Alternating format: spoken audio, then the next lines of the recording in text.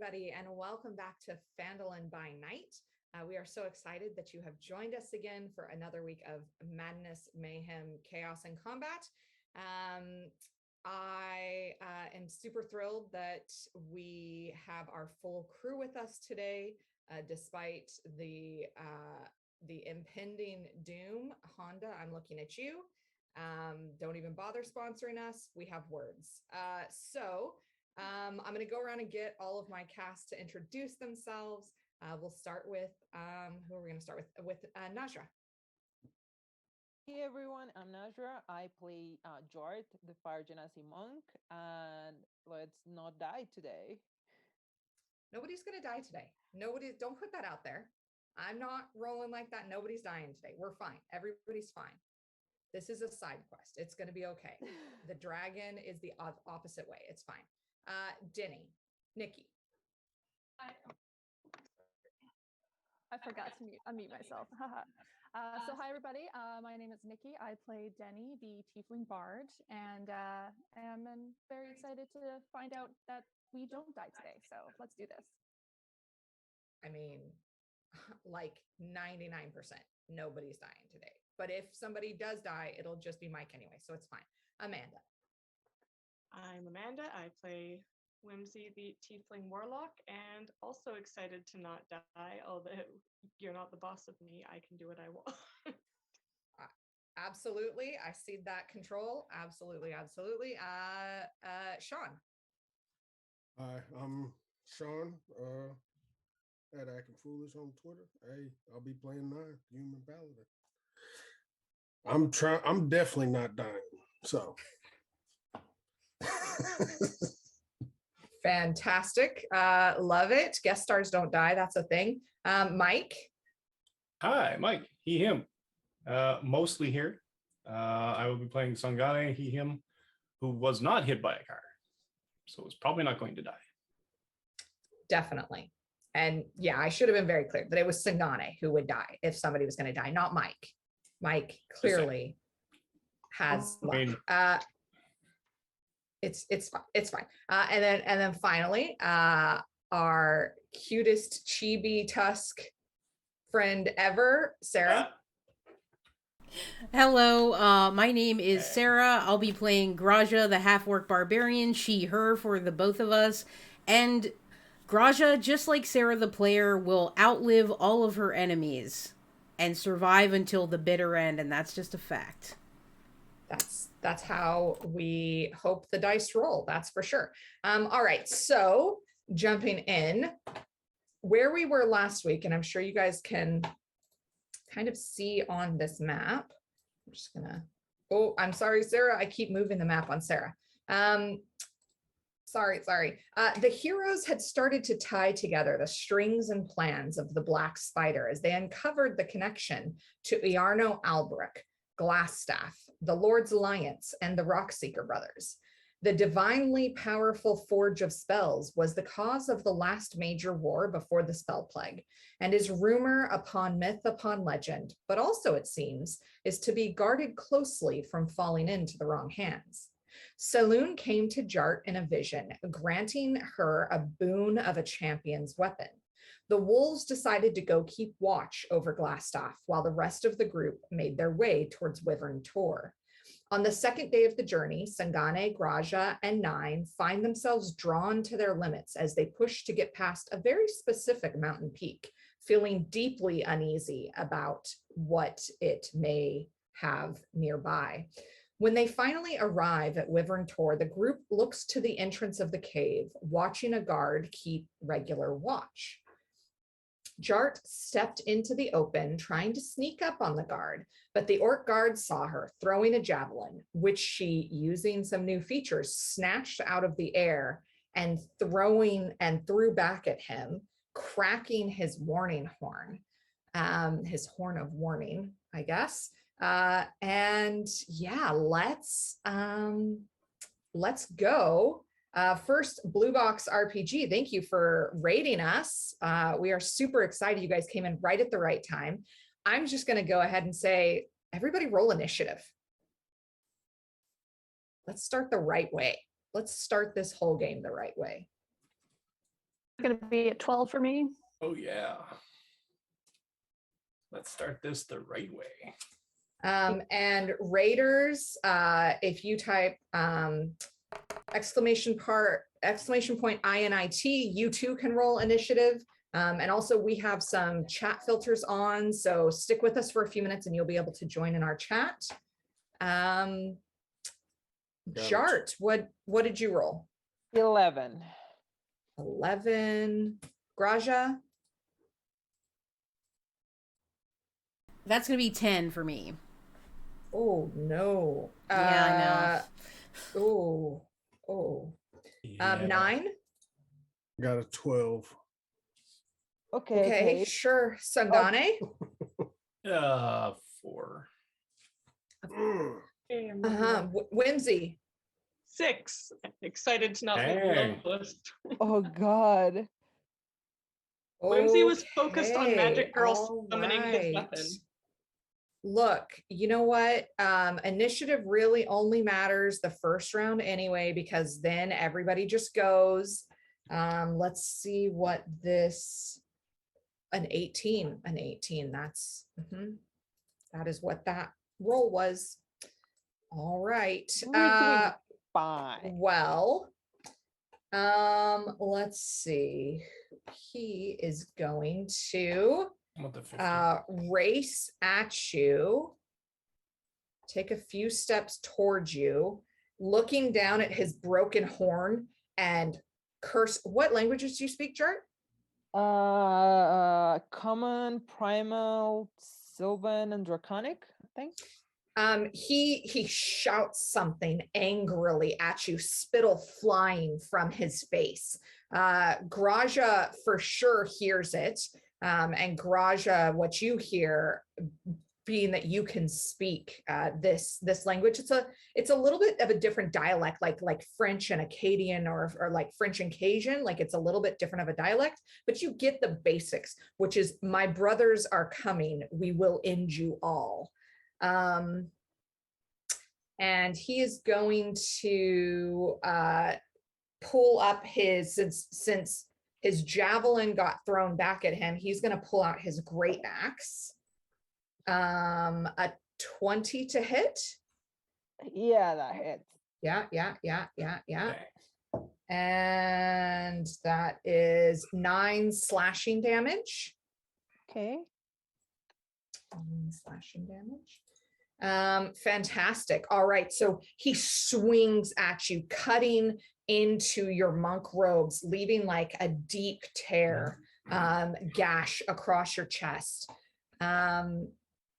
And as you kind of look down briefly and you start to see like the blood trickle out a little bit, he is sneering and laughing at you. Denny, it is your turn. Okay. And 9, you're on deck.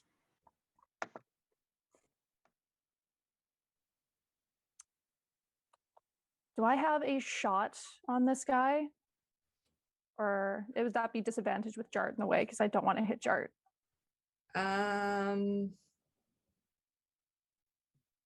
You could kind of move yourself around, maybe. You have some movement. I think what I'm going to do is I'm just going to book it over here. Okay. And shoot, kind of hiding behind this a little bit, so I'm a little bit harder Sure. for him to hit me. And Sure. I'm going to go ahead and try and hit this guy with my crossbow. Out of the bushes where you guys are as you're rolling, this bright purple tiefling, dressed in the finest, most exquisite clothing, comes like poshly running out and whips out his crossbow. Go for it. And it's going to be a 22 to hit. Oh yeah. That's a thing. Absolutely. And 4 damage. 4 damage.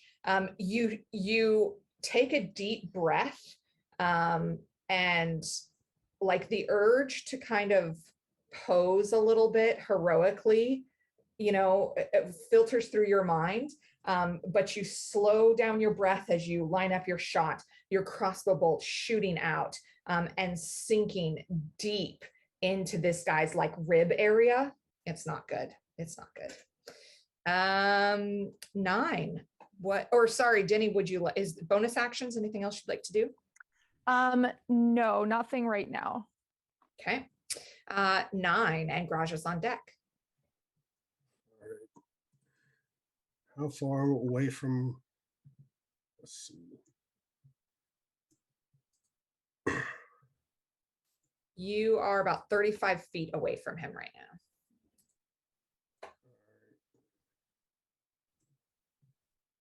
I guess I'm gonna move up 30 towards Okay. them.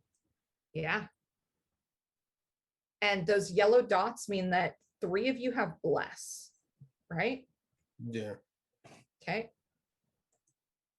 And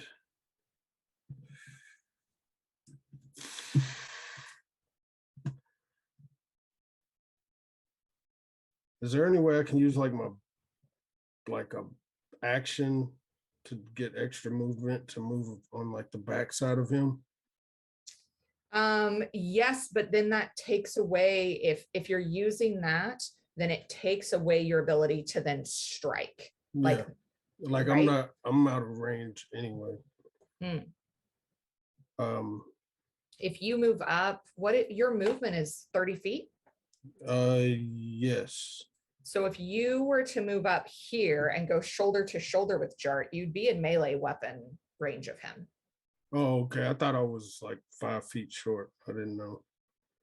He is 35 feet. So if you move 30 feet, then you're in melee weapon range Okay, of him. that's what I Does that make sense? Yeah, that makes sense. Okay. All right. Take out my moon touch sword and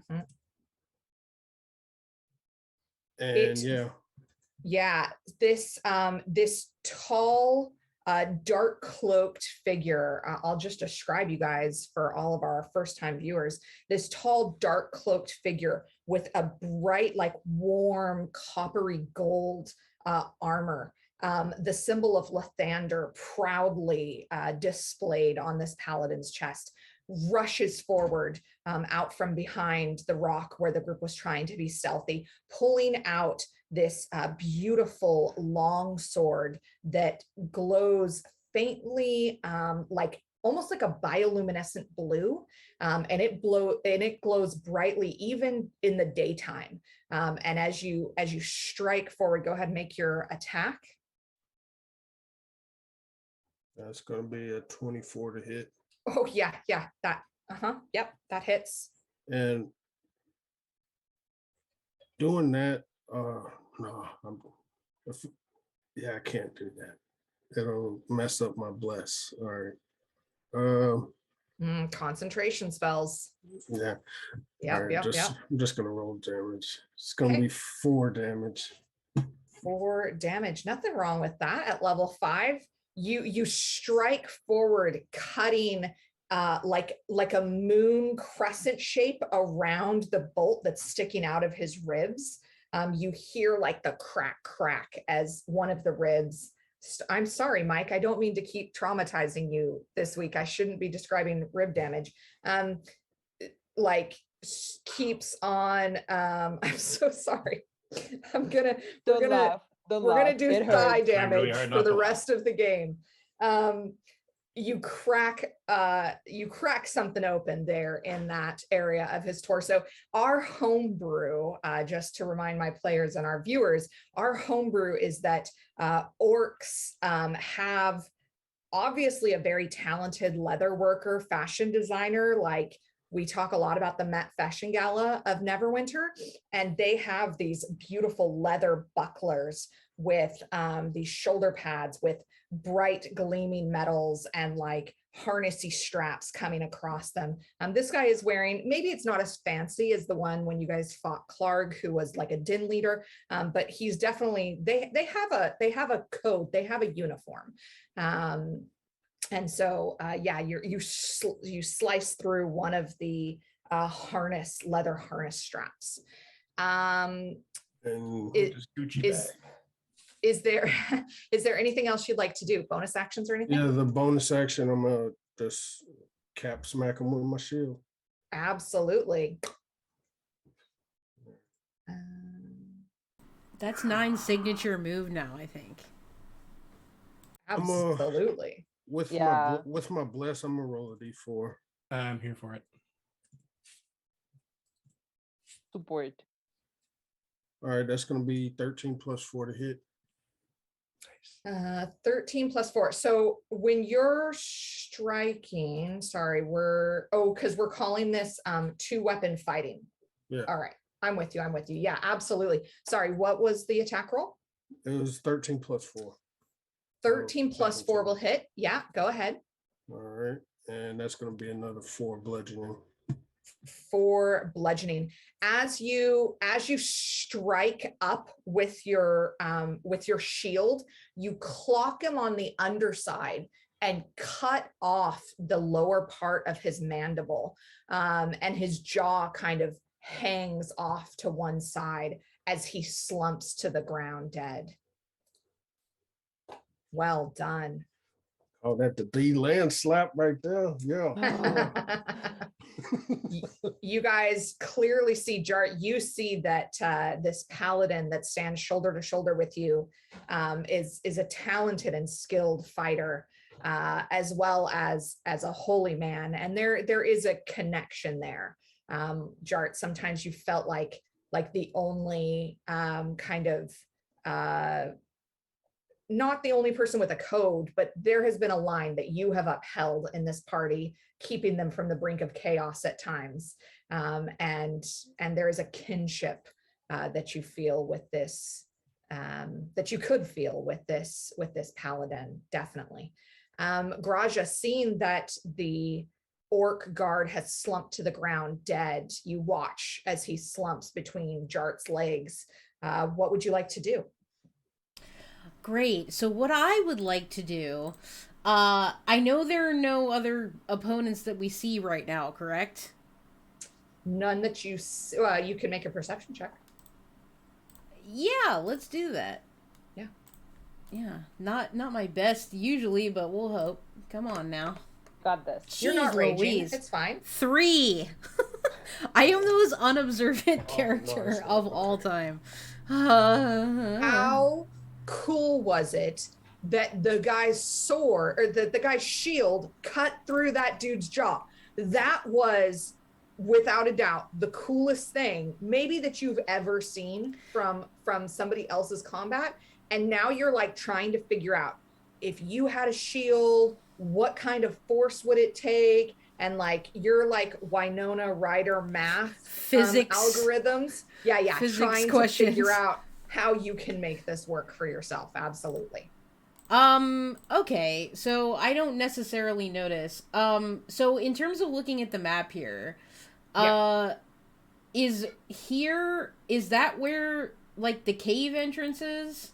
Oh, no, it's here. Right above where that guy is. Right above there. Okay, Yeah. gotcha. So I am gonna move. I'm gonna go 1, 2, 3, 4, 5, 6. I'm gonna go here, so I'm kind of on this road.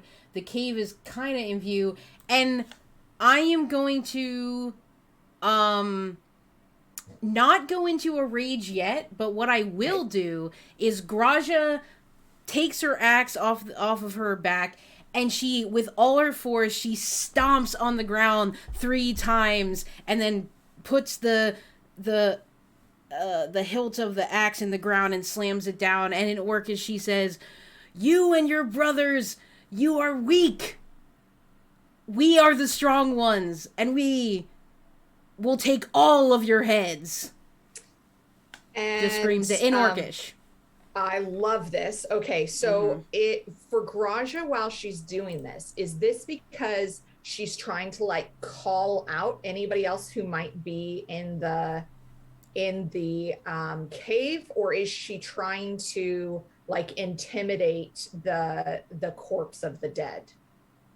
No, she is. It's a tactical move to try to draw out the reinforcements, and for hopefully the reinforcements to sort of center on Graja while everybody else can sort of get in possession. Mike, what? Oh no, that's okay. Okay. It's all good. All right. Roll me an intimidation check, Raja. Sure. And remember, you're blessed, so you can add a D4 to this. Oh, okay. Oh Yeah. yeah, that's right. That's right. Yeah, right. Holy, these D20s do not like me. So yes, I will roll a D4. Also. Man, all right. That's an 8. An 8. God. It hurts. I hurt. So you scream this in Orcish, and trying to like hold back this rage that comforts you in battle. And you are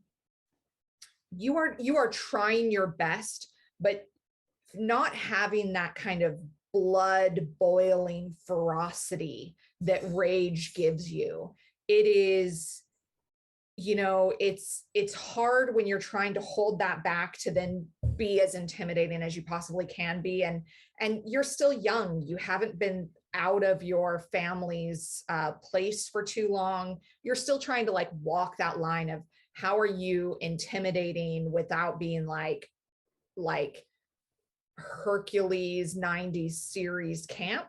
You know what I'm saying? Like you're still trying to figure that out for yourself. I feel like it comes across very like cinnamon rolly, like with my garage voice is kind of like cracking, like, you and your brothers, we'll take your heads. Love it. Yes, absolutely. But in Orcish, so it sounds terrifying to the people who are near you. Jart, what would you like to do?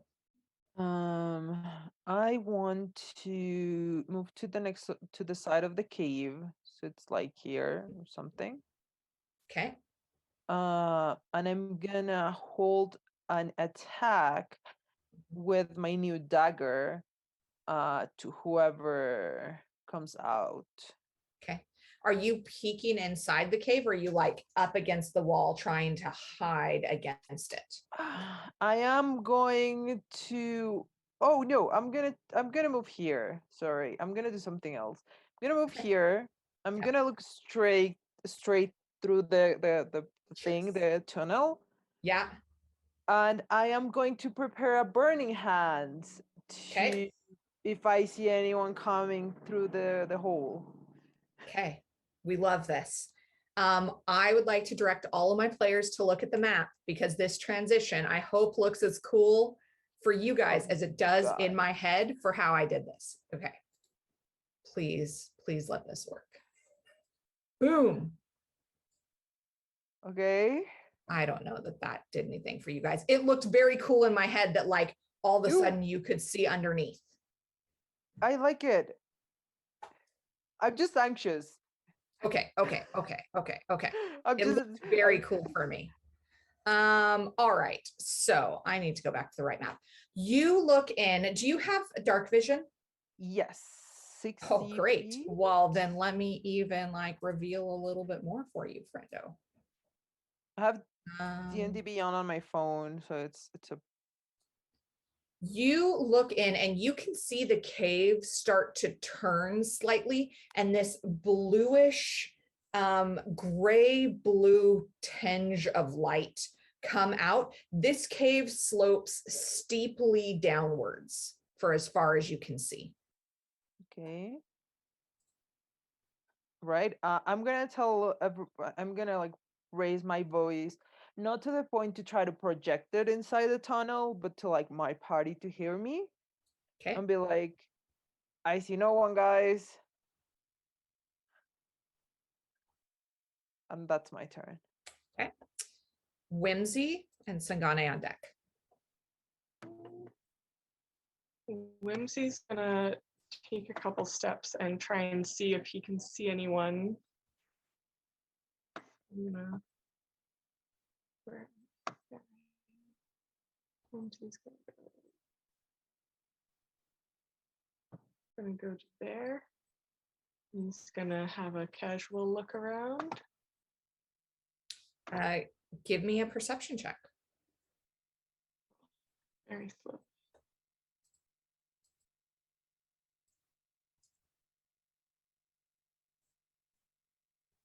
Okay, that's all I rolled today. So that is a 6. You know, you are kind of in the back of your head thinking about where your wolves are. You're also a little bit concerned of like, how is Droop going to be reacting to some of this? So, you know, you're doing your best to kind of like look around and see what's there. You can see into the cave mouth a bit, but you don't hear any enemies. You don't see any enemies from where you are. Okay, then I'm just gonna ready an action. All right, which action are you readying? I'm readying an Eldritch Blast for if I see movement from within the cave. Okay. Sangane. So good work, folks. I'm a bit concerned about the lack of surprise element, but either way, we're going in, so we might as well let them know we're coming. We're gonna move up to there and just hold a lightning lure to the Okay. point where I see someone come out to the cave entrance, Mhm. and I'm gonna yank him if he does. Okay. They do.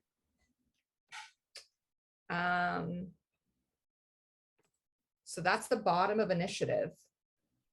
Everybody give me a perception check with advantage because you are all like ready and like trying to do this. Gracia, what instructions have you left for Droop?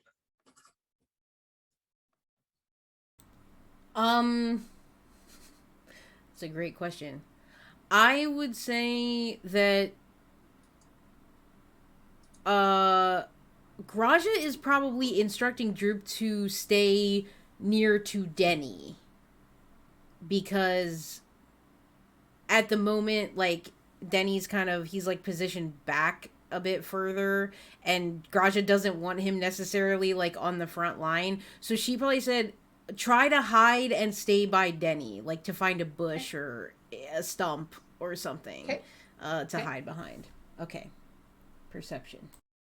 Got an 18. I'm 8. Mine was a 19. Okay, what's with advantage, right? Yeah. Chart. Still only got it. It's a 14. Okay. I'm still cursed. 11. Rolling higher than me. Well, let's see. Denny got a 19 and a I got 9 got an 18. Yeah. 20. And a 20. Okay. You guys wait for what feels like a minute, listening, very carefully watching. Nobody seems to be coming to the entrance. Do we see like any other, like, is this the only entrance we see? There's no like, You haven't seen anything else, and you were camped out in front of this place for days. This was the only entrance you saw anybody using. I miss Sense the Unseen from Vampire. I wish I had that. Oh right now. yeah. Oh no. can I cast, oh no, damn. I don't even think that would help. How about we try to go sneakily? Since that failed the first time, that's why I put my quoting. Can I use like my divine sense? Sure. It says you can detect good and evil.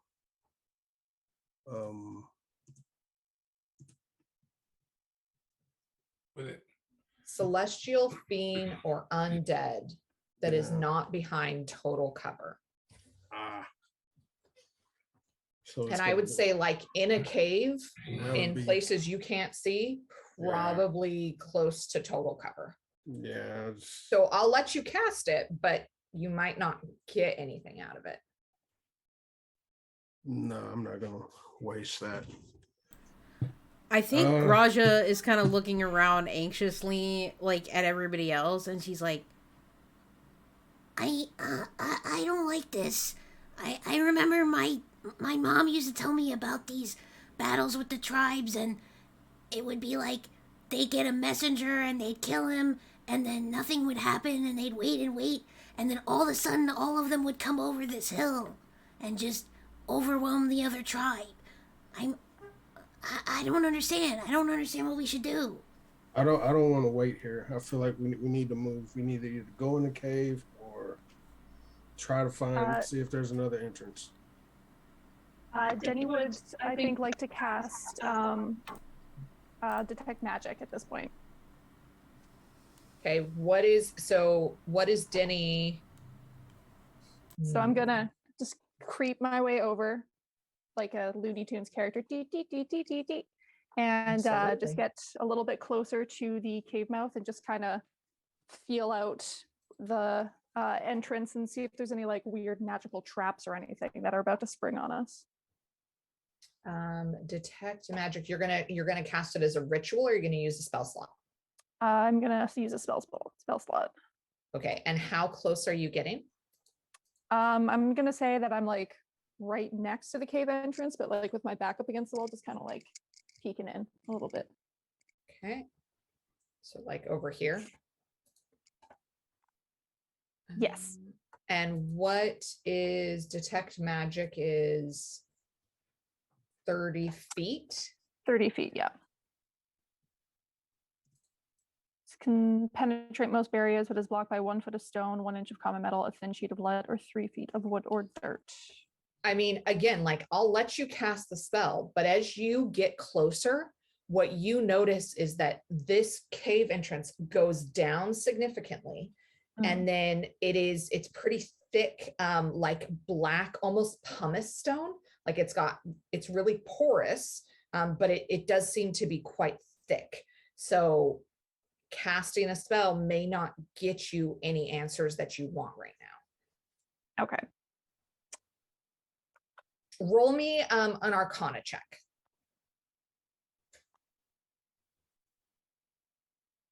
That's a 9.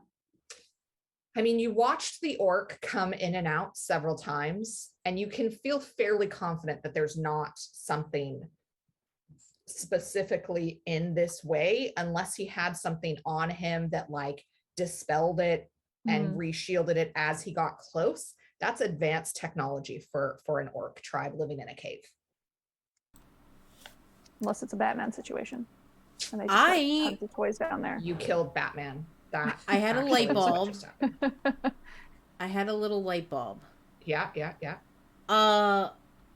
Graja, kind of this impotent rage offering, this confusion. I think she sort of like relaxes her stance, and I would like to loot / find stuff on the body of the guard. I'm gonna look on the body of the guard and see what he's got. That's an investigation check, friendo. Okay, come on, dice. I'm begging you here. I'll help you so you have advantage. Is that how that works? Yeah. Okay, so I'm I'll help rolling you. investigation with advantage. Check There we go. and It's a good song. that's like 17? 21 song. 17? 17. He is carrying a little pouch with some different herbs in it. There is a small, what looks like a piece of paper, maybe about the size of like an index card, that's rolled up and sealed with like a little red string. And there is, he's carrying about 40 silver pieces. Okay, take the silver. I'm gonna leave the herbs. I have stuff on me that will be helpful. And then I will pick up the little rolled up thing, and I'll kind of go over to Sangane and be like, Is this a magic thing? I don't want to open it in case it, like, a fireball comes out or something like that. Oh yeah, very very wise. Do I know that Denny has cast the spell? Denny hasn't cast a spell yet. Yeah, cool. I think. Denny, right? Did you end up casting it? No. Okay. Cool. No. Unroll the scroll. What languages do you speak? What languages don't I speak? Well, I know what the answer to Yeah. that is. You don't know what the answer to that is yet. Draconic, Dwarvish, Elvish, Primordial, Sylvan. The letters do seem somewhat familiar to you. Graja, are you still looking over his shoulder as he unrolls this little piece of scrap of paper? yeah. They are orcish runes. And you read Doesn't look like anything magical to me. no, it's not magical. But you, Graja, you read, brother, thank you for the money. The orphans will eat well this month. Grunch bless you. Graja will read that aloud so that hopefully everybody in the party can hear. Wait, Sorry, did we just steal from what? Orphan? Orphans? It's one of those. Bad guys doing bad things for good reasons, kind of thing. Is this a refugee camp of orcs who are also recruited or being pilfered for red brand purposes? Because these people were the same people that attacked the camp. But is it a red brand situation? Because it was the Phandalin villagers that were causing shenanigans before, but they were forced into it. But why would he just attack us, like, right away? And also the glass staff was here and he came in and out with men from here. That's what Nine told us. So he's probably someone doing bad things for a good reason, which happens all the time. I think we can go in. I don't think there's probably not that many people inside, that many orcs inside. Since no one has come out in the last like 5 minutes. Yeah. I say we go in and just be very careful as we go. Just be as quiet as we can. Looking at you, Mr. Alma, and see what we can do. Okay. How about Nine and I go in the front, or Nine and Graja, since we're the tankiest. Yeah, that's fine. Graja would call Droop over to probably come with us. I don't want to leave him out here unattended. Okay. So Droop will just hitch a ride on my back like usual. Time's up For for the moment. Spider monkey. Yep. Absolutely. Backpack situation. We love it. Mm-hmm. So sorry, Jart's going in first. Oh, I think Graja and Graja- Nine are at the I think front. yeah. Oh, So we're sorry. not being stealthy. Yeah, tanks first.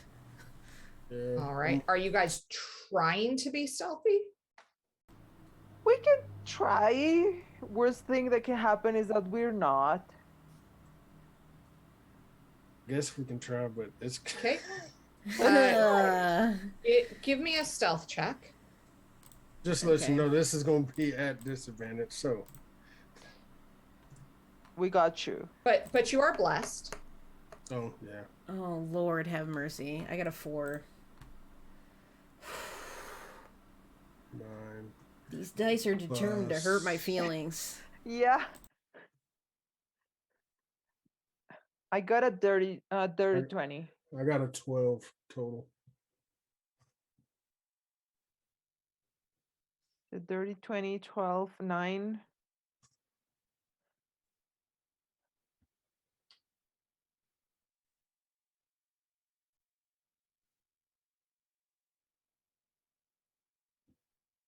Okay. As you guys start to move down into the cave, like I said, the cave steeps and slopes. It is a slope steep. And nope, steep slope. That's a word. It is a steep slope down. And Graja, as you're going down, your mind is on like an orphanage and what is going on here. You're also worried about Droop. And you and Nine just haven't worked in close proximity. And so as you go to like, you're used to like being able to be in the front, and you go to take a step forward at the same time that Nine does, and he ends up running into the back of you and his metal plate clanks loudly. You guys stop for a moment, listening around, seeing if you hear anything. Give me, I'll say Graja and Nine, give me a perception check. And Graja probably says like, Oh, sorry. Sorry, I didn't mean to. My bad. sorry, perception. Yes, please. Wandering aimlessly, you totally get what's going on here. Yeah. Oh God, that was horrible. That's a nat 1. All right. All right. 4 and 2. All right. Yeah. And I got a 6. Ah! Ah! You guys kind of look at each other and you're like this wave of somebody cast Canadian on you for a minute, and you're like, oh, I'm really sorry. No, I'm really sorry. No, oops, sorry. Like there's like a moment of that. And yeah. What are you guys doing? You're gonna keep heading down? Yeah. Yeah, I mean I'm gonna continue to push forward. I don't Full, no going back full now. movement, or where would you like to go?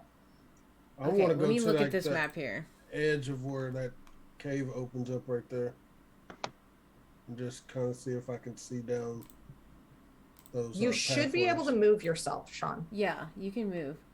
Oh, So it's looking like we have a kind of a left or right right there. situation. Yeah. Mhm.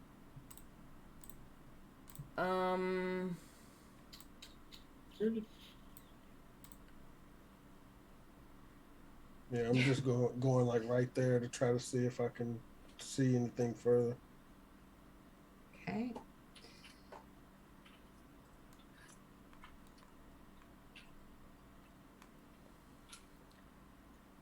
What are the like blue lights? The blue, I'm not sure. They are, as you look at these blue crystals, they seem to be some kind of rock that is growing out of the ground. But it's porous like the rest of this dark black rock, except inside all of these little pores, there's these little kind of tentacled, they almost look like shrimp, not tentacle, like antler. They almost look like shrimp, but they glow bright blue, and it brings a luminescence to the area.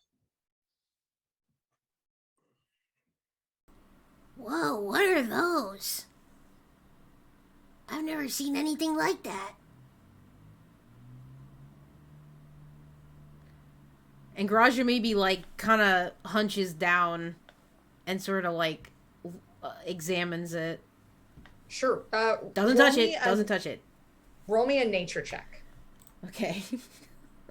I'm scared. I'm scared of everything. All right, that's a good one for me. Come on now. Nat 20. Hey. Why for a nature check? So that's 22 technically. Do you know what are Jeez. the radioactive shrimp? Yeah, great. As you're kind of like, you push your hand up to this porous like pumice stone, and one of the little shrimp comes out and like almost gives you like a little manicure around your cuticles. Like it cleans up all the dead skin, and it feels really nice. Also, you notice that like you had a hangnail. You're fairly certain you had a hangnail on that finger, but after the shrimp is finished, the hangnail has been completely healed. You're healthy on that finger. Whoa. They like fix my hangnail. They're like little. What? But why? So these things are just like, it's kind of like alive inside. There's like lots of little alive things. When this little shrimp did that, did it get brighter? It didn't necessarily get brighter. It just came out of the little hole so you could see the light a little clearer. Does that make sense? Okay. So it's not like it's using this as a source of light. Right. Okay. I feel it's probably the reason why they are here, though. They like want those. They want the things to like use them for something. Well, this doesn't seem like a normal cave, like your average cave. This looks as a magical creature of some sorts. Like, I don't know. We've seen a lot of weird things in caves and caverns and underground lairs, like secret doors and lots of wolves and bugbears and goblins and droop. Well, I guess we have to decide which way we want to go. Guess I'm gonna check. Is there any like traps around? Check for some traps and try to go move further down that north side of the cave. Okay, so position yourself where you'd like to be. I want to start heading like this way, right there, or Okay. right there, or something, right around that corner. As you, give me a second here.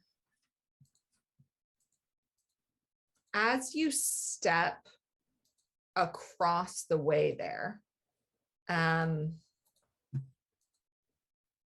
you don't notice it at first because you're a little bit curious about how these shrimp are potentially like healing. You're listening to the conversation that's happening behind you. And as you step across the hallway, two orcs pop out of the darkness and take swipes at you.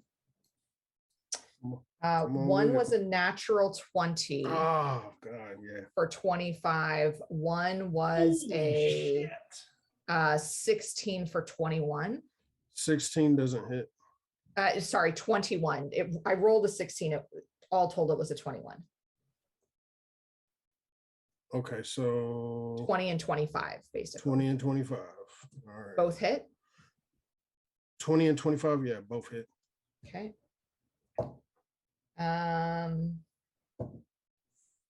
14 and okay, 11 times 2, 22 plus 3 is 26, and then the second one was max damage, so 15. So 41 points of damage as these two orcs step out of the darkness and slash at you with their great axes. They even through your armor, you hear your armor pierce and crack along the back as these great axes dig into you. 41 points of damage. How are you looking? Damn, that took a big chunk. Yeah, natural 20. that was a lot. Yeah, I'm hurt. Well, Okay. I'm all right. Denny, we're going to keep the initiative from before. So Denny, you, as you're kind of looking at Graja, who's kneeling down, playing with these little shrimp, you hear as these two orcs, and then you hear the impact of metal into metal, and you hear Nine almost imperceptibly. Like it is only because you are trained to like read other people that you hear this sound come from Nine. But you get an immediate sense that Nine is not one to show his own weakness. And it is only because he is real hurt that even this small grunt escaped his lips. Okay. And then Nine, you're on deck. Oh boy. I can't get Denny out of here. I didn't kill him, you guys. He's got more hit points. Jeez, chat is We can hold bossy it today. together. I would have Okay. 3 hit points left. I would be dead. Okay, I'm going to duck out from behind Graja, just like very briefly, like, and go ahead and shoot my crossbow at the closest one to me.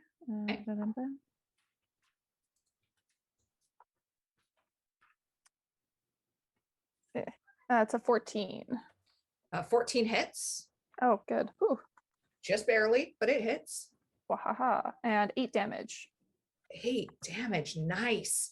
You, as this orc looks to his brother Graja, you hear him say, "Interlopers, they will not survive. We will kill them before anybody else gets to." And as you do, you hear this as this crossbow bolt goes flying past your ear, Graja, and deeply embeds into this guy's thigh. He's going to be feeling that for sure. Would you like to do bonus action? Anything else, Denny? Yes, I would. I would. Hold on.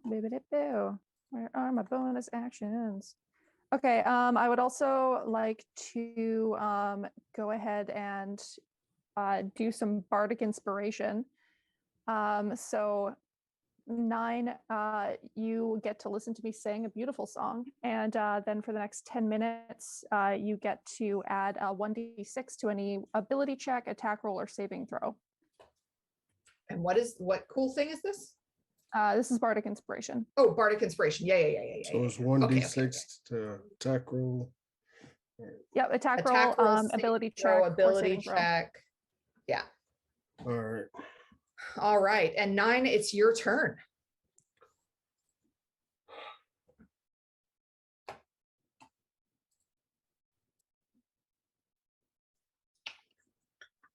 What do I need to do? Yeah, I probably just need to heal myself. I guess.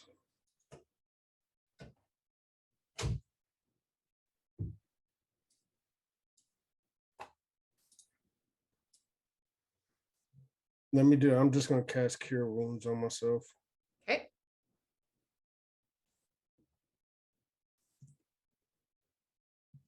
And that's going And to Graja, be, you're on deck. it's going to be 11 points healed. Okay. You reach down, grasping your holy symbol of Lathander, the sun, the familiar sun symbol. And as you do, you feel almost like a father's hand settle on your shoulder, and just like a peace comes through you, like okay, yeah, I'm with you. You're gonna be okay. Everything is fine. I am beside you.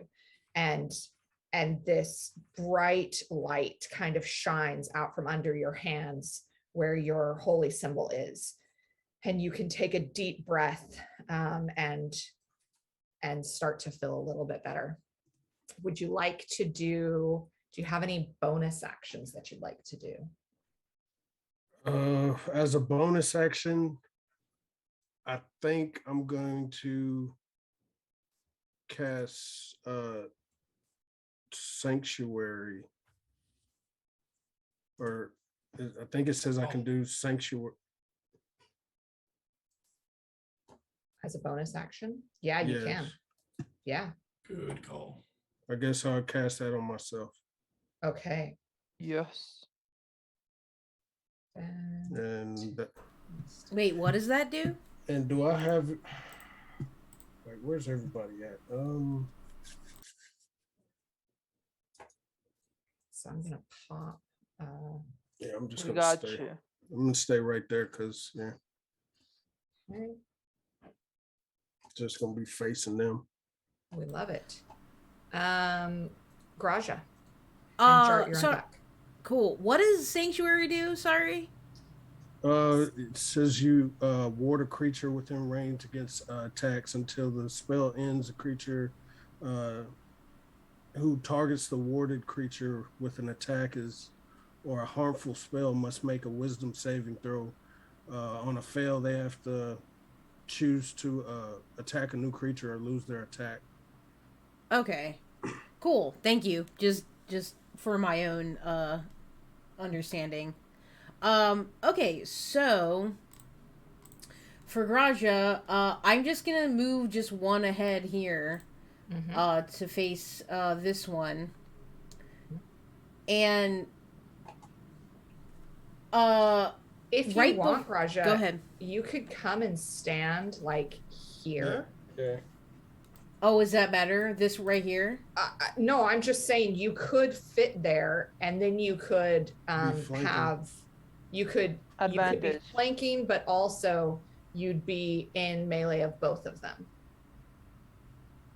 Okay, so I moved to the right spot right here. Yeah. Or up here. Yeah, what you've noticed is that when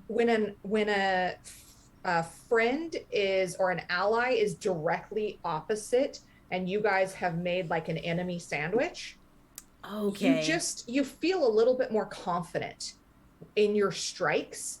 You know there is advantage to being able to sandwich an enemy that way. Okay, thank you, because I don't think I ever fully understood like when it was flanking and when it wasn't. Yeah. So I appreciate that when you can very make a much. sandwich. Okay, great. Now I get it. Hooray! Because I love And it food. works on the diagonal too. It's just that you have to be directly opposite. Okay, cool, perfect. So yeah, I'll just be there opposite of 9.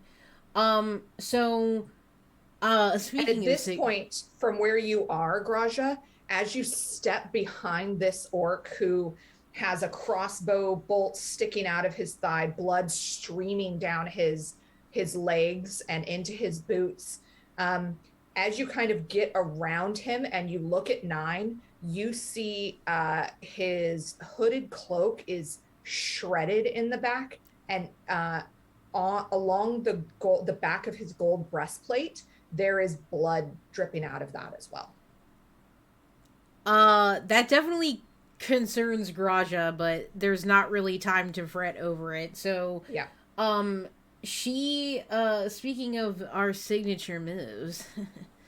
Oh wait a minute. Since I'm in melee of both, does that mean I can hit them both in one go?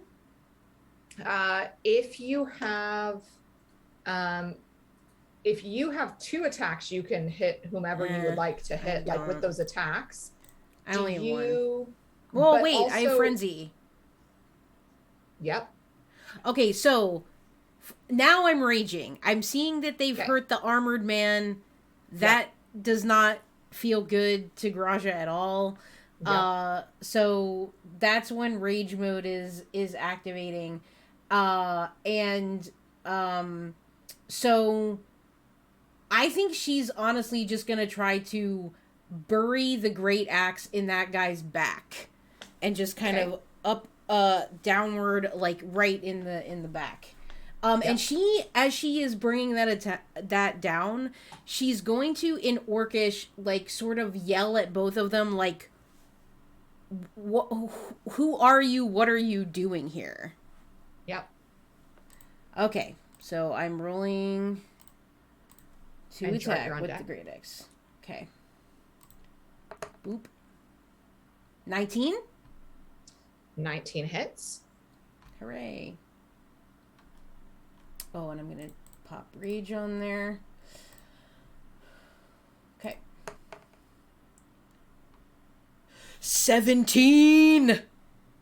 17 hits. Yeah. Or no, 17 damage. Oh, 17 damage. Yeah. Holy Yeah. smokes. Yeah, it was Yeah, 19. I hit 19, great axe damage 7. As you start 17. to rage, you look at this new ally. You can't figure out what's going on. You're upset with these orcs. There is you above any other kind of enemy that you may come across, because these orcs are so closely related to the people in the village, the children in the village that you grew up like play sword fighting with. You understand orc anatomy very well, and you come up and chop up under the armpit and into the head, severing one arm completely and cutting like a big deep groove, popping that mandible. So you're like, all right, I can do this too. That's important. And this guy just falls to the ground dead. Okay. That's good. He's dead. Now, if you choose to be frenzied, I know. That's what I'm thinking, because I have exhaustion then later. you get exhaustion when your rage ends. See, and that concerns me because we're at the beginning of the thing. So, I'm gonna not do another attack. I'm not gonna be a frenzy yet. Okay. I'm just gonna hold, and I think that'll be my turn. Okay. Jart.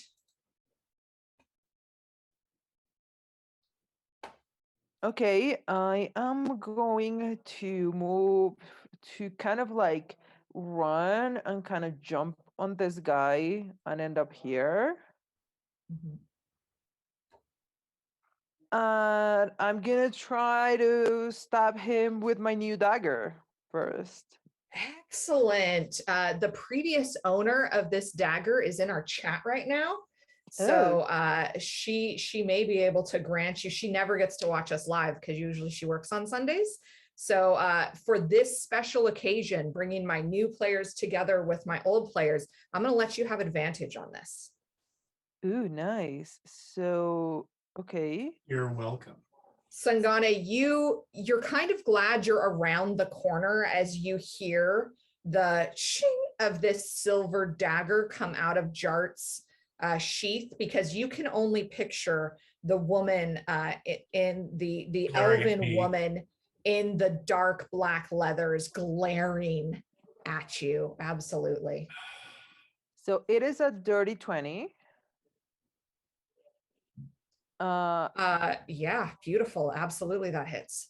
So I guess I get the regular damage, which is 5. Yep. And I get the 2d8, right? 2d8, that's right. Okay, so I have to go look something. so that's a 14, so that's a 19, the full damage. 19 total damage. You slice in with this silver dagger, and as you go to like make your initial strike, there is something almost like your hand is cupped and moved up about 3 inches, and you slice in a little bit higher up, hitting the lung and aspirating it and coming out the side. And this orc slides slack against your dagger. You one shot killed him. Dang. I like this dagger a lot.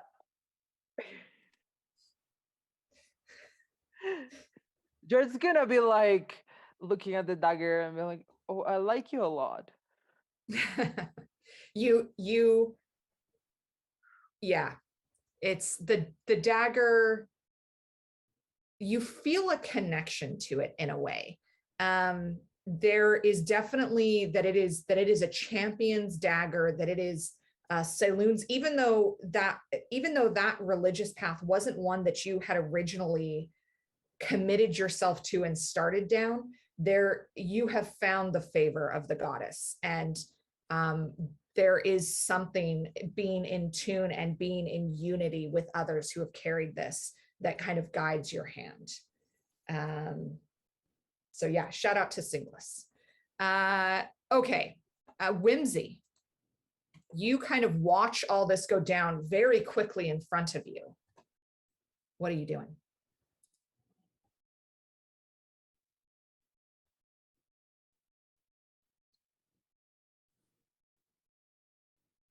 I turn my volume on and then lament the fact that I haven't actually gotten to fight anything yet. Everything's dead before it gets to me. I feel you. I feel you. I promise to roll a nat 1 in the next combat. You can't promise Look, that. 3 martial class fighters right up front, man. Yeah, and I rolled low for initiative and on everything else so far.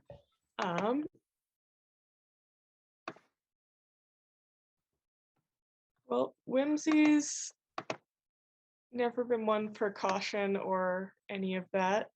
So he's just gonna start sauntering this way. Oh no, That's Denny.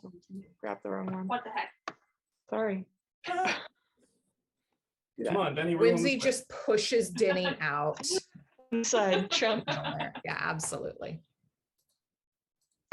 And he goes Go wandering there, off this do way to see something. what he can see. Sorry, I messed up the reveal. Hold on. There we go.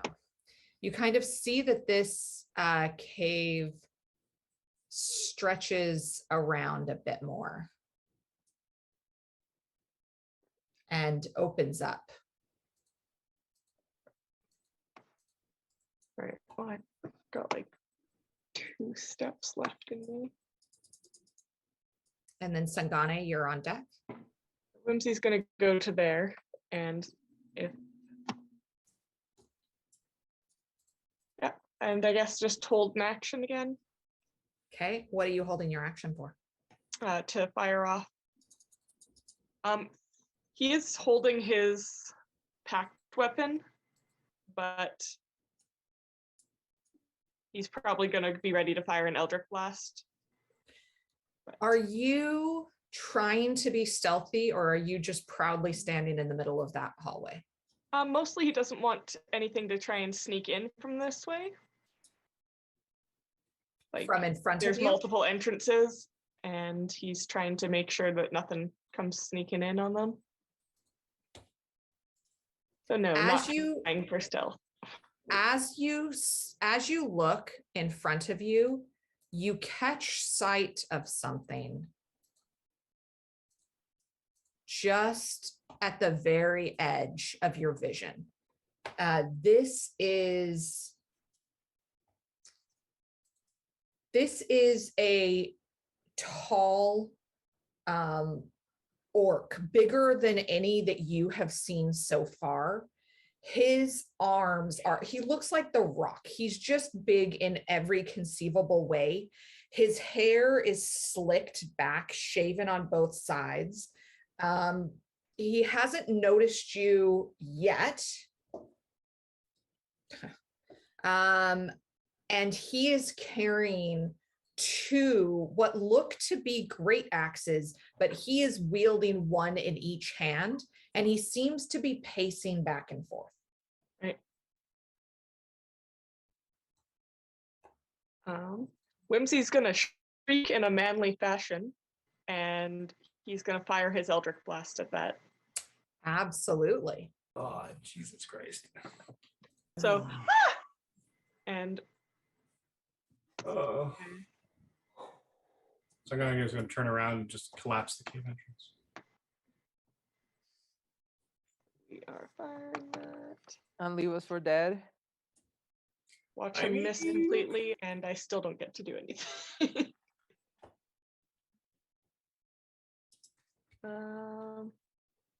Maybe 13.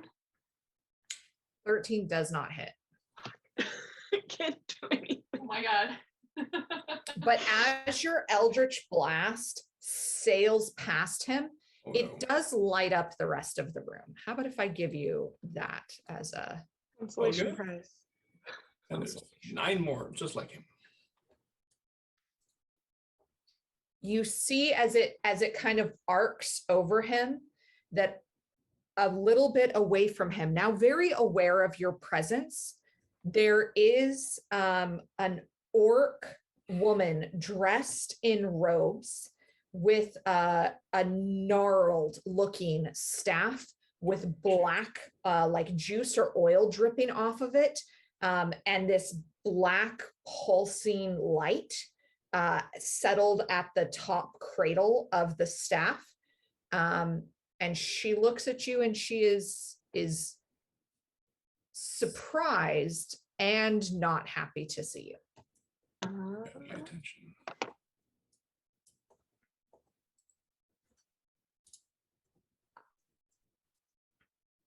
Right. Whimsy's going to pretty much shout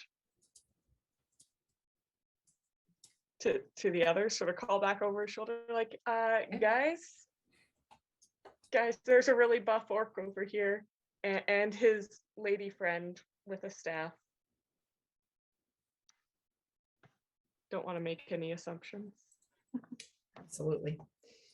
And with that, we're at the top of initiative. It is their go. I don't get to go. Oh, I'm sorry. Yes, Sangane, go ahead. I mean, I'm hidden at the back of the cave. I can understand. Yeah, that's right. Me completely. It's fine. I really You've been so have quiet. nothing to do. If you wanted to be like closer, like I moved everyone, but I couldn't move your token. So you could be next to Denny to start your round if you wanted to. I mean, that would be a lot more convenient. Yeah, I'll allow it. For some reason, I'm not. And So 30 Najra, would you fit should me. be able to move everybody now.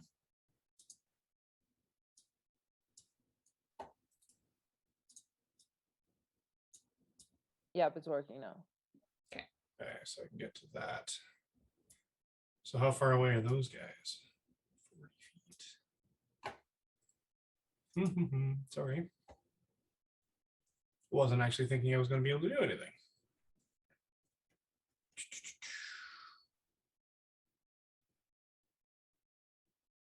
And then Denny, you'll be on deck after them.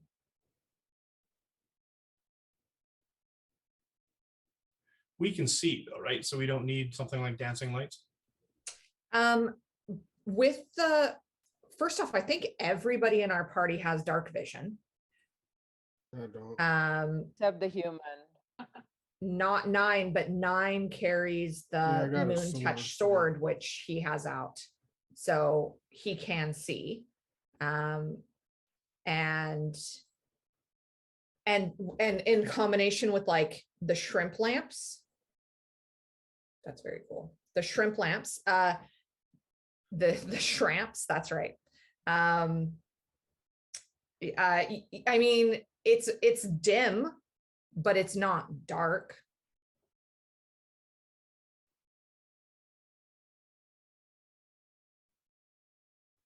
Oh.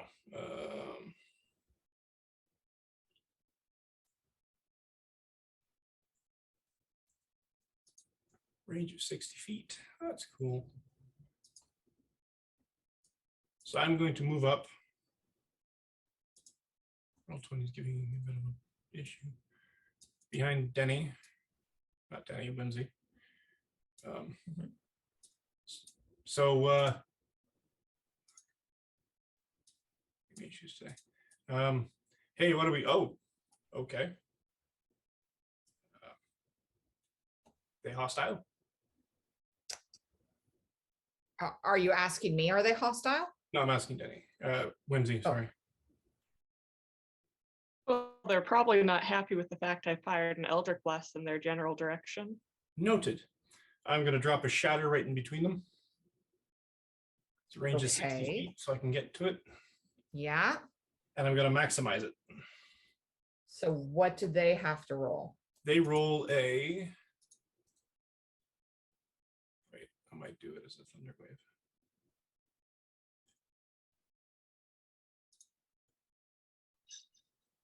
That's the same.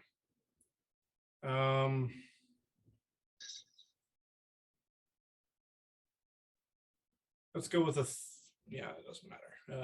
So shatter, it's a Constitution saving throw. DC 11, woohoo.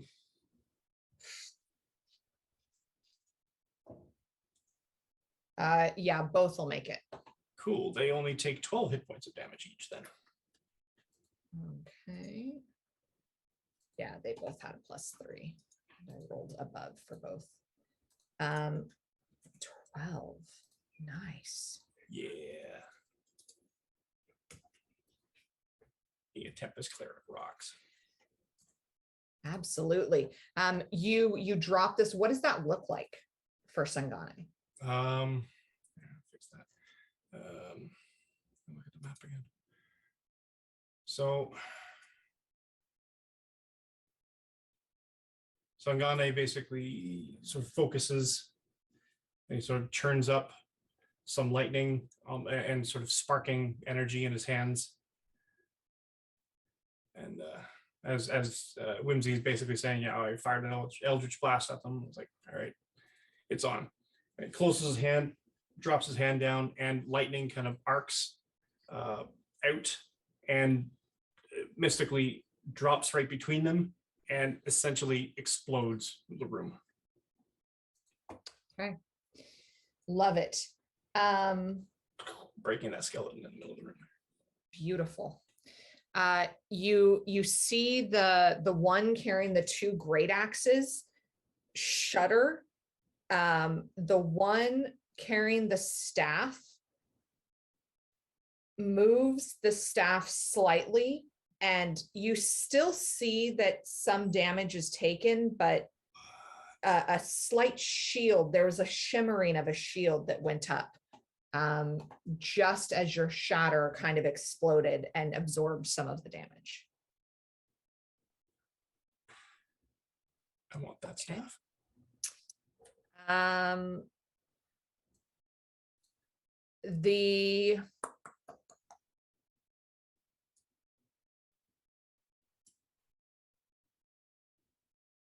The axe spider will, as its bonus action, become aggressive and move its speed as it's. It doesn't even need to, because it can get to you I in got that one. work to do that. Oh, fun. It is going to take an attack on Whimsy and an attack on Sangane. Oh no, that is horrible. A 10 to hit Whimsy and a 16 to hit Sangane. I'm gonna It shield. does not hit Whimsy. Oh, wait, Okay, a 16 to hit Sangane? It doesn't Yeah. hit anyone. Never mind. doesn't hit. Nope. It comes up and swinging its axes, but it doesn't seem to find purchase. You can see now its pupils are still dilated quite heavily from the shatter that Sangane threw. That's gonna suck in a minute for him then. Um, I would like to rebuke him. okay. That's my. Is this your reaction? No, it's my reaction. Yes, with a creature within 5 feet of me that. Oh, he doesn't. Sorry, never mind. He didn't hit Okay. me. Never mind. No, he did not hit you. Can I get a reaction with one of my fancy new skills? What is your reaction? Yeah. Polearm Master. If someone comes within my range, nice. I can smack them with the butt end of my weapon. Absolutely. Is it the butt end or is it just an attack? That's a It's an good attack. question. I thought it was just a straight Polearm attack. Master. It's While you are wielding a glaive, halberd, pike, or quarterstaff, any creature provokes an opportunity of attacking you when they enter your reach. It does not say. What if I click on it? Yeah, just a regular attack. Yeah, it should be a attack. yeah, it's like an opportunity attack if he had been leaving, but when they come. All right. Well, I'm gonna do that. Nice. Okay. Maybe I'll finally hit something. Stabby, stabby. Get it? Okay. Nope.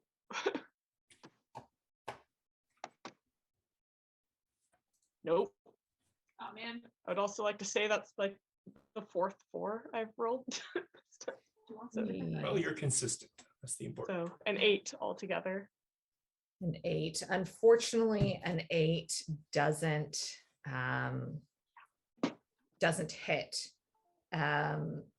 But you're kind of like backing yourself up against the wall as you're trying to do it. And it's only the first time really that you've had somebody get close to you this way in so long. You just kind of out of nervousness, your hands are a little bit sweaty. You're upset that your Eldritch Blast didn't go off.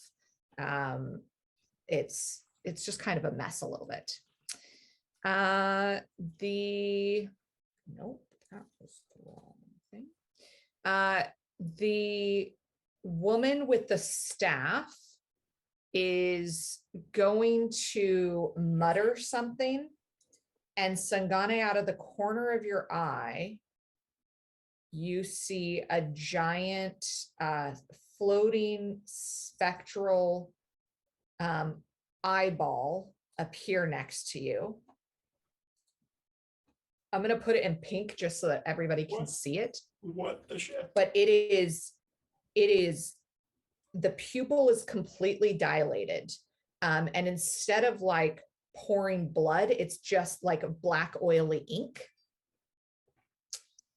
And it is Not nice. going to... It's attack. Yeah, it's her spiritual weapon. Oh, good. Oh, good. So, oh, balls. Doesn't hit. It's terrible.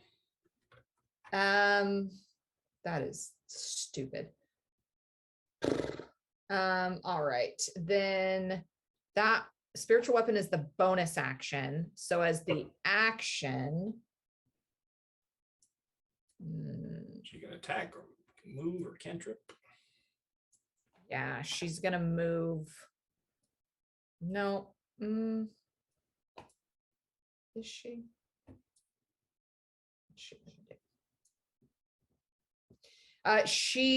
She starts to screech. You vaguely, just from like afar, hear this old, it's clear that she is an old woman, and her voice cracks and is quiet in a way that you expect of an elderly person.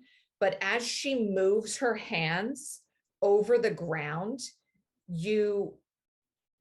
if you could see the arcane energy of the building, it forces the vibration up into creating the natural echo through this cave as she casts thaumaturgy, and her voice booms, calling her fighters to her.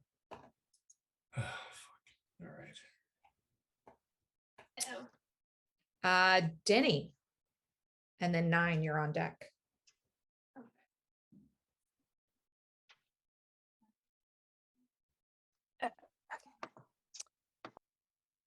Okay.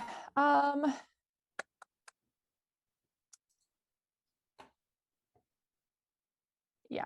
Okay. I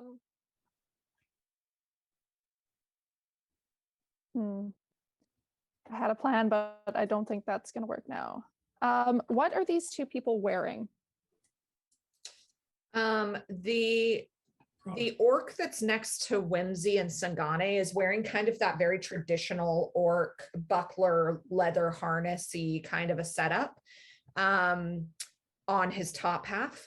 The woman in the robes is wearing some kind of mage's robes. You don't recognize the symbols on it. Okay. She's pretty far away. And what weapon does the orc next to Whimsy and Sangane have? 2 great axes. Axes. Okay, cool. I'm gonna cast heat metal then on the axes. Nice. Or one of the axes at Okay. least, because I can't do it on 2. Okay. Nice. Do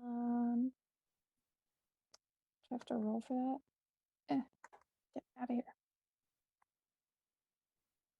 I guess I don't have to roll for that. It just hits. So Okay. great. And does it do damage, or does Yeah, it? it's going to be 13 damage. Wow. Nice. Holy And the I think Whimsy. Sorry, go ahead. Oh no, I was just going to say it's 2d8. So that's heck yeah. concentration, right? Yeah. That happened every round. Yeah, so they have to drop it or it happens next round. Whimsy, you hear the sizzling of skin as it starts to burn at the kind of base of where this metal is. And the orc looks down, and the only word that you pick up, and you only pick it up because you've heard Graja say it before, is Grunch. So he's But- continuing to hold his axe. Yeah, he doesn't let it go. God damn. Okay. He does get disadvantage on all attack rolls until he Mad drops respect. it, or until the start of my Okay. next turn. That's fine. Mad respect. Would you like to do any other? I would bonus like action? to move, I think. Sure. I'm just gonna put myself over here on top of this dead body. Okay. Just gonna stand right on top of him. Sure. I'm just going to move the dead bodies off the screen so that when people are trying to move, we're not accidentally moving the other things. 9. And Gracia's on deck.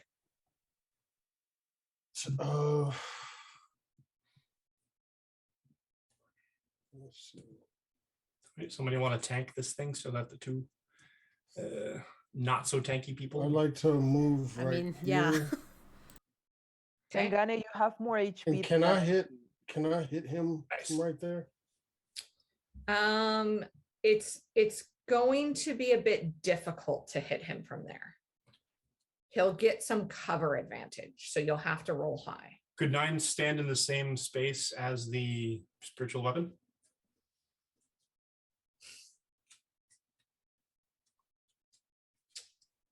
I've never actually been clear on that. I mean, it makes it difficult. What are you, Sean, what is 9 going to attack? The orc or the giant floating eyeball? His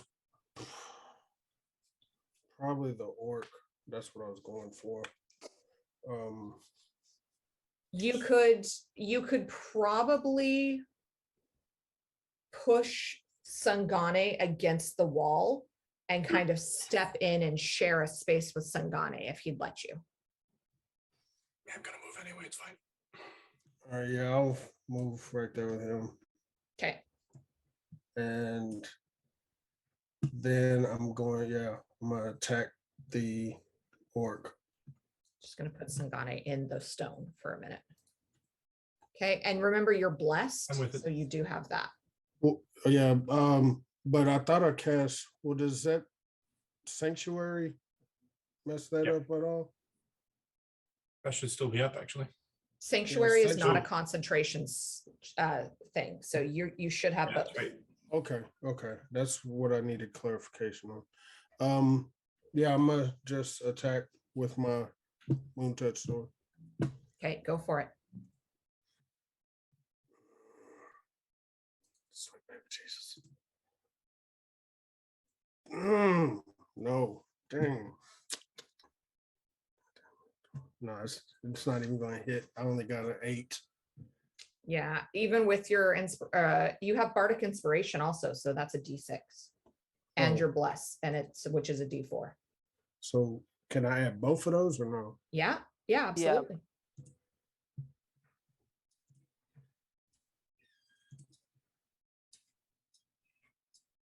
So that makes it a 16.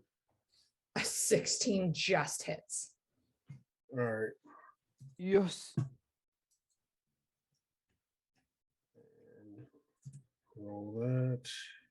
That's You going to be strike forward with your moon touch sword, jabbing it into where you can see that the metal is hot on one of the great axes. And so you're jabbing towards the other hand. What was the damage? damage is going to be 7. 7.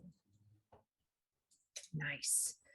You stick him hard in kind of like the hips area, driving your sword forward, trying to cause him to like go off balance a bit. It's a bit of an awkward shot, but you're trying to get Sangane safely out of the way too. And he definitely is going to feel that for sure. Do you have any bonus actions you'd like to do? As a bonus action, yeah, just same. I'm cap smack right at the orc. Okay. Okay. All right. Let's go. Come on. Why? No, it doesn't hit. It's an 8. Okay. Trying to like get Sangane out of the way moved your shield to a part where you just couldn't get it back around properly. But you try. Yeah. Graja and Jart's on deck. All right. I'm still in a rage. Yep.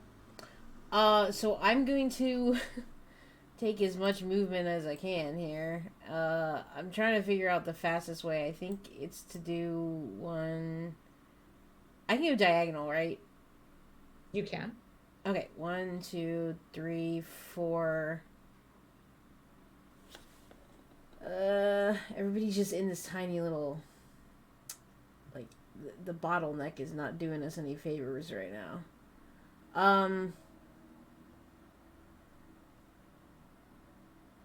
Okay, I'm gonna go right here in front of this, the eyeball. Yeah. And Graja is, I imagine at this point, like, frothing and seething for Okay. real. And before she does any, like, attack, she's going to say to the rest of them, just in common, be like, I need to get to the caster! I can kill the caster! I just need to get there! And with that, I have high doubts that I can hit this spiritual weapon, but I'm just gonna try to take a swipe with my axe at it, because I don't really have much more movement I can do. So And that sustains your rage. exactly. I'm here for it. Okay. Yeah. So we're gonna we'll just give it a try. Here we go. Doink. 14. Can she still add the bless? She can. I will do. Yep, I'm gonna do that. 15. Make a wisdom saving throw. Oh, A wisdom saving throw. Okay. this should go well. I do. So- I don't know if this applies. I do have advantage against spells cast by creatures within 5 feet of me. That's not what this is. Okay, cool. Just checking. Wisdom. But, All right, but here good I go. looking out. What is that from? 19.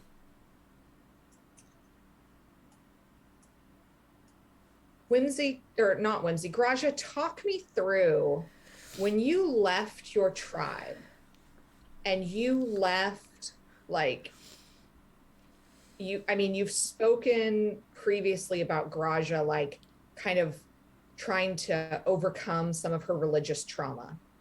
Sure. As you get close and as your sword rages, even through your rage, as your great axe lifts and goes to swing, there is this second where you recognize immediately what this is, what this spiritual weapon is. This is the Eye of Grunch. This is like the crucifix of holy symbols for the followers of Grunch. And as you go to strike at this, there is this second where doubt and fear and worry kind of seizes your heart of like, oh no, this is a path that I cannot retreat from if I'm going to deface the holiest of symbols of my family. Do you know? Oh yeah. How does Graja deal with that? I mean, in a deconversion story, in my experience, her being so recently out of all of it, just like a couple of years, a handful of years, there's so much anger still. There's so much resentment for years lost, for things not learned, for life not experienced, for so much lost time to what she thinks was a completely worthless endeavor that never spoke to her, never hearing Grumsh's voice, never feeling this presence that all of the different acolytes and her mother, in her extremely zealous nature, continuously impressed upon her, but it just never took. And I think it's the anger. I think that the anger would drive her through the fear and doubt. And like you said, I do think there would be that seizing of the heart at the seeing of the holy symbol. But ultimately, I think that anger would persevere and she would just try to swipe on through it. I don't know if that works with the mechanics, but yeah, as there's this season of the heart, it makes you even angrier that this symbol that meant, that always left you out, that left you feeling like you were alone, as it was a symbol that other people unified around, it makes you that much angrier. And as you drive your axe through it, there is a not just physical attack, you are rejecting everything that came from that. And the power of that, what would Graja be turning to in the absence of Grunch? Is it a different deity? Is it the complete like abstinence from the pantheon of deities? Is there a deity that one of your friends has? Like, where does Graja go if you're turning away from that? I think she turns to the things that she can see and feel with her earthly senses, and that's the party around her. It's Denny in his fabulous clothes. It's Whimsy and just his chaotic nature. It's Jart and their code, and maybe there's a little prickle of curiosity about Saloon. It's seeing Nine clad in his armor and having something strong to fight for. It's Sangane having kind of come out of nowhere and just coalesced into the group. I think it's the party. I think that's what she turns to, and the kindness and the acceptance that's been freely offered for the most part from them. And as you do so, you give this wash of energy that comes from so deep within your core of who you are. And Sangane and Nine, as you're standing there watching Graja attack this spectral, it is see-through, it is ephemeral, it is not real. This eyeball, you don't understand where this extra power of rage is, but both of you being holy men feel this severing, this connection being severed, and this spectral weapon disperses as the sheer strength of her fortitude and constitution washes through it. It just dissipates completely. Good luck, Graja. Graja, is there anything else you'd like to do?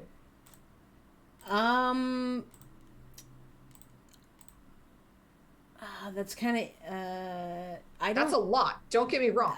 Yeah, no, for sure. I don't think so. I think I will just move into the square where it was, because I still have that like 1 or 2 left of movement. So I'll move there and then that's it.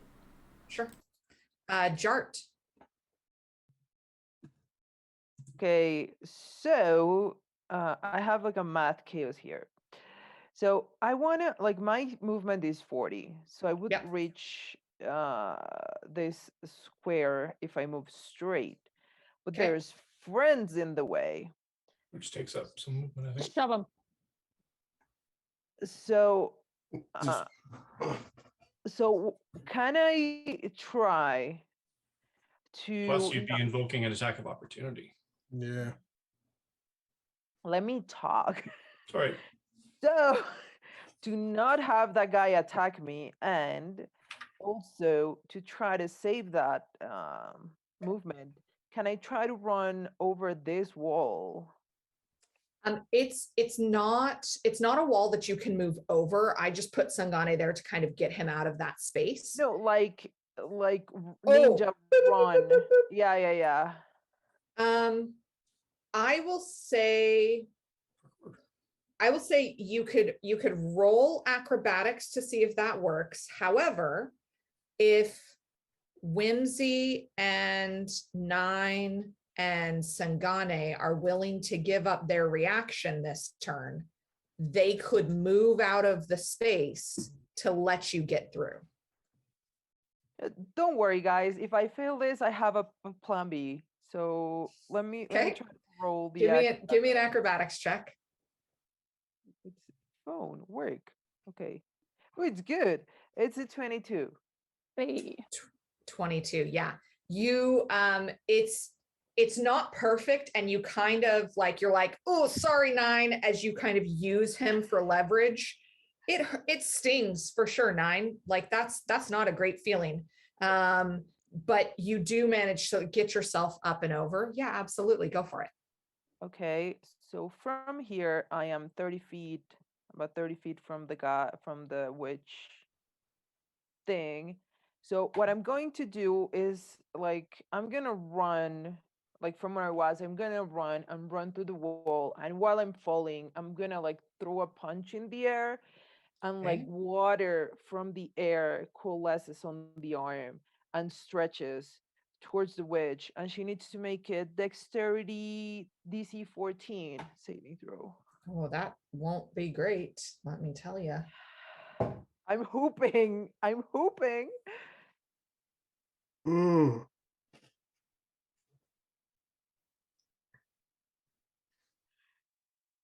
Oh gosh. Yeah, that's a natural one. Oh, okay. So she receives 3d10 damage, Oh. and she gets pulled 25 feet towards me. Oh shit. What the hell spell is that? So she receives 21 points of damage. As you are running across this thing, you feel this wave of religious psychic energy as Graja bursts through this woman's psychic weapon. She becomes so disoriented that her staff almost drops from her hand as your water fist drags her close to you. About to there, you think? Yeah. And as you pull her close, you now see that one of her eyes is missing. Not like a scar, like an empty open socket. Okay. All right. And I don't know if I want to do that. And as a bonus action, I am going to spend 1 key point and do patient defense, because I have the feeling that I'm gonna be swarmed in soon. Okay. That's my turn. That's a pretty good turn. Well Whimsy. done.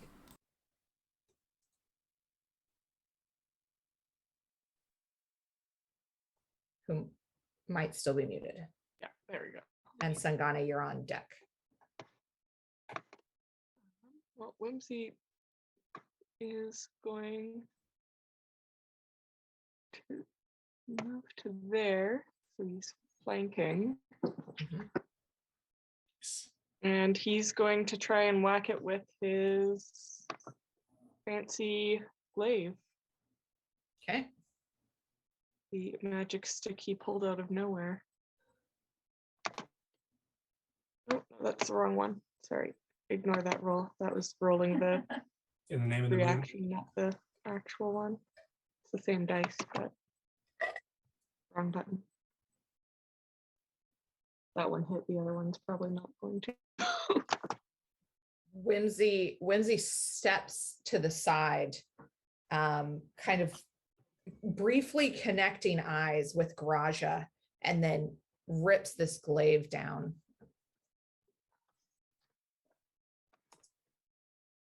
In theory. In Hit the theory. wrong button the first time, and that one hit, but it's going to be the wrong. Stay. Yeah. Okay, 17. 17 hits. Good. Good. Finally, my time has come. Rolls To a do one for minimum damage. damage.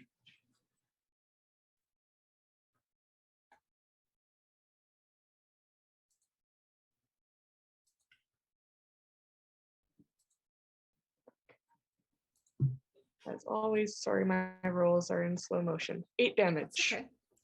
8 damage. You strike this glaive up and under where the buckler is, slicing another piece of leather open. The buckler now kind of just dangling at the front.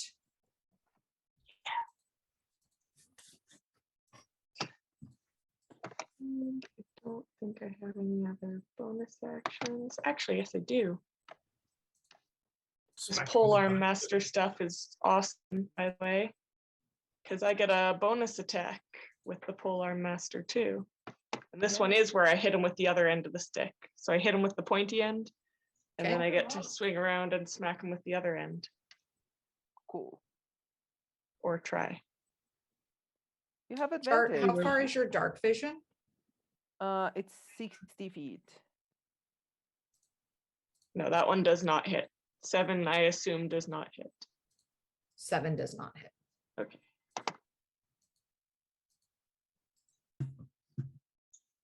Seven with advantage? Mhm. Yeah, with advantage because Yeah, with you're advantage. flanking. Because you're Oh. flanking. And then Sorry, I'm not Sangana, used you're to on being a melee fighter now. deck.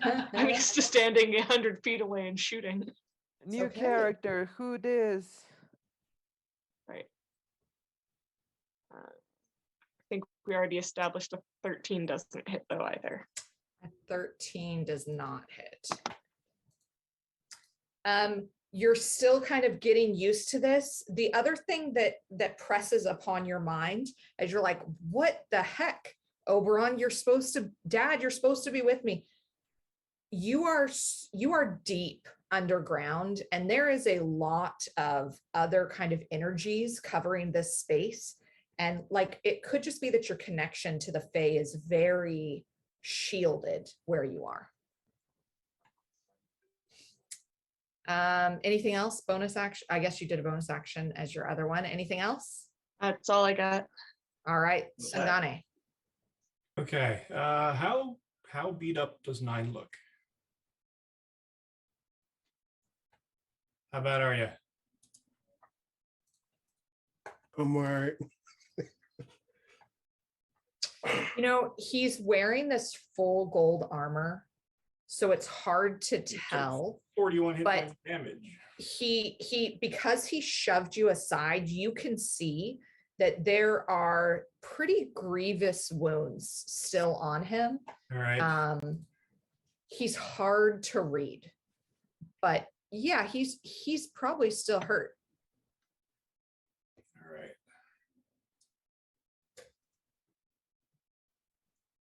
Shit, I can't move out of this thing's range. He's gonna smoke me.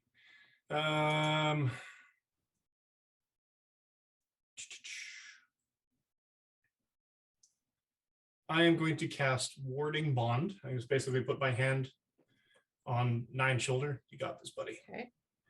And cast a Warding Bond, which creates a mystic connection between me and the target. While the target is within 60 feet of me, it gains +1 to his armor class and saving throws, has resistance to all damage, and each time it takes damage, I take the equivalent amount. But You take half damage, Sean. so I'll take half damage, and he will as well. You said +1 to AC? +1 to AC, Yeah. +1 to saving throws. So is your AC like 20 You now? have to crit to hit me.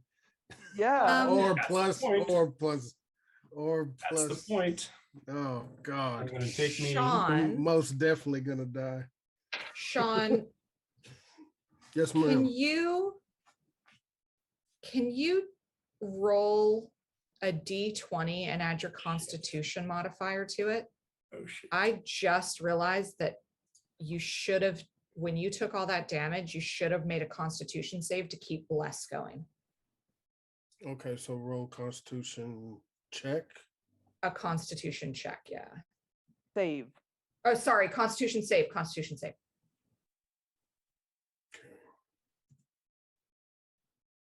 And it had to Oh, be it like was on 15 and it rolled off. Come on. It was Ah. 8. Oh, It was an 8. I do. Okay. So Bless fades, Yeah. but I let you guys have it for an extra 2 rounds. That's on me. All right, Sangane, anything else you'd like to do? No, because I don't have any bonus actions we're speaking of. So I'm just Okay. gonna move over to that wee spot over there. So I'm not quite in his line of sight, maybe, and I get a little bit closer Sure. to the crone.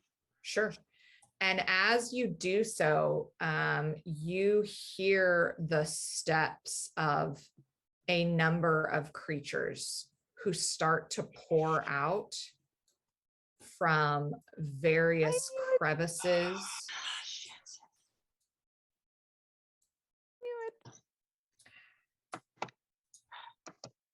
They attack me What with the disadvantage shit? though. Oh God. Yeah. Not cool. And this is where we will pick up next week. Nice. Oh. Not next week. In- not that great. oh gosh. Yeah, you have to We wait for will your pick RTPK for 2 whole Dun, weeks. dun, dun. In 2 weeks, as the Grumsh shaman has called her reinforcements to her. Fuck. I feel Um, personally oh, That's attacked. a lot of there's 2 more. reinforcements, dude. Oh gosh. Well, at least Yeah. I'm dodging, so everyone attacks me disadvantage Oh, with good. the first round. Yeah. Oh shit, Whimsy's in a bit of a predicament. All right. So let's go and we'll go around and give everybody the chance to wrap themselves up and maybe say what's going on for their character as they see this flood, this horde of goblins and orcs come out of the shadows. So we'll start with the woman in the middle, Najra. My character is thinking, I knew it, but I had to do it. And I'm Najra from Najra Creations. I'm a professional cosmaker, open for commissions for next year. I hope everyone has have a happy holidays, and I hope we don't die. See? Okay. I told you weren't going to die this session. That's all I promised. Yeah. Amanda. Hey, I'm Amanda. I play Whimsy, who is very glad that he chose like 5 minutes ago to embrace his magic because he's feeling like he will probably be needing it. And other than this, I am balderdashing on pretty much every social media. And lately I've been making a bunch of dumb TikToks since I'm in costume already. So They're not dumb. They're brilliant, and everybody should subscribe. they can be both. Spiraling out in order of proximity, Sangane. Mike. Hi, I was the player that played Sangane before his untimely death. At the hands of Dead these yet. chaos gremlins. Wow, that is a Or a horrifyingly busy Honda. map. Like you gotta pick one. I'm just trying to figure out my way out of this mess. No, You can catch my pre and post COVID cosplay adventures at Canadian Captain America on Instagram and TikTok, and CDN Captain America on Twitter, where I do a bunch of D&D posting. You can catch me here on Sundays, but not next Sunday because we're all taking a break. So you have to wait for our TPK for 2 weeks. 2 to 4 p.m. PST, Phandalin by night on the Vancouver by night Twitch channel. Also on the same Twitch channel, Tuesday nights, 6 p.m. PST. Would Be Heroes is the game that I run as a 5th edition, where DM Sarah is actually the cleric in my group. Sorry, having a bit of difficulty catching a full breath. It's what happens when you have 2 broken ribs. Yeah, that's about it. The vampire with Graja Sarah, the vampire game that we're in is taking a hiatus until the following year, until the next year in January. And any other guesting that I'm doing is also taking a hiatus until that point. So that's it for me. Woo. Thank you. Next out there would be Graja. Hey, my name's Sarah. I played Graja. You can find me on Twitter at MC Diabetes. I am a creative partner at Martlet Games. In terms of what Graja is thinking, I mean, she's had a pretty intense revelation, I feel, at this point. And she just really wants to get her axe on that caster because I want to use my new feet, baby. I think she's just out for blood at this point, and I feel good about our chances. I have not been harmed. I have a ton of HP. I got a lot of other tricks up my sleeve. I'm ready. We can do this. Like, we got it. Absolutely. You guys, I'm gonna go down kits. swinging. Exactly. I got my special ointment as well. Oh, I'd forgotten about that. I still have Lovely. 2 charges. I still have 2. Yep. Half potion. Yeah, that as well. Love it. Love it. Sean.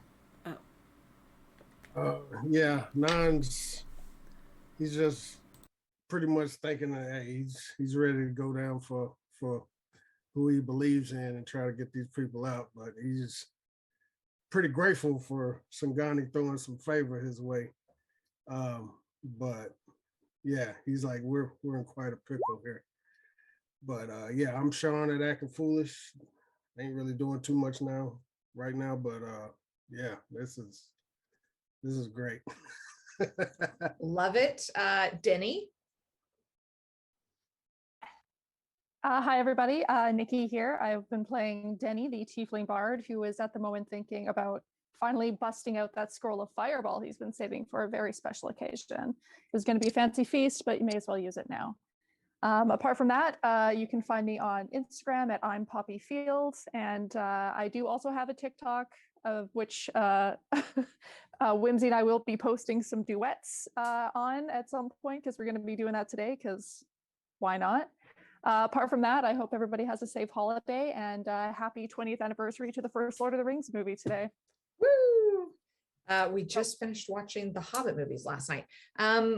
Fantastic. Love it. I am Sarah, the Dungeon Mistress, and you can find me here Sundays, not next Sunday, but the other Sundays at 2 p.m.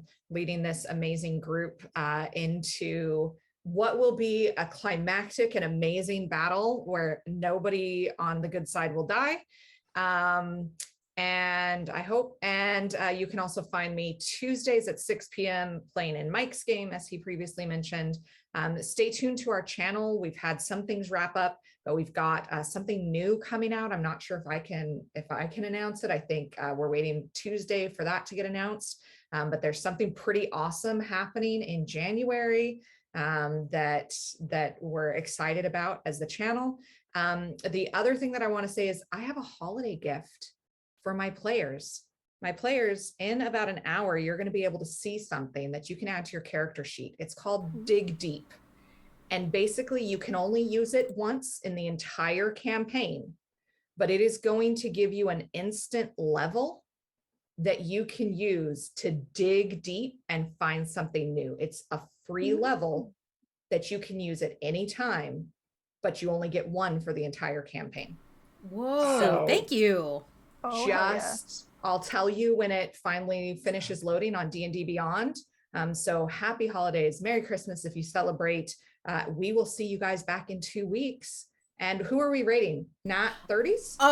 No, not today, actually. And to just tag on really quickly, the Vancouver by Night channel is nominated in several categories for the TTRP GIF awards that are coming up. So I believe Steve is going to post a link in the chat. We're nominated for the one shot for the quest for the Eye of Palor. We have most feels for Elena and Cassandra in Vancouver Adjacent by Night, the vampire game, and then for most evil GM as Lex for the Skin Deep horror series, which I can personally attest to. I was very we suffered at her hands on many a night. So please, if you are willing and able, please cast your votes. I believe voting is wrapping up fairly soon, so we'd really appreciate your clicks there. And we are going to raid into That Other Pond today. Hey. So, yeah, so please stick around for the raid, give them a follow, show them some love, and happy holidays. Please be safe, everybody, from me as well. So raid call #shrimp lamps. Shrimps. Shrimps. And we will see you all back in 2 weeks. Thanks so much. Okay. See you soon. Goodbye, Bye. everybody. Goodbye.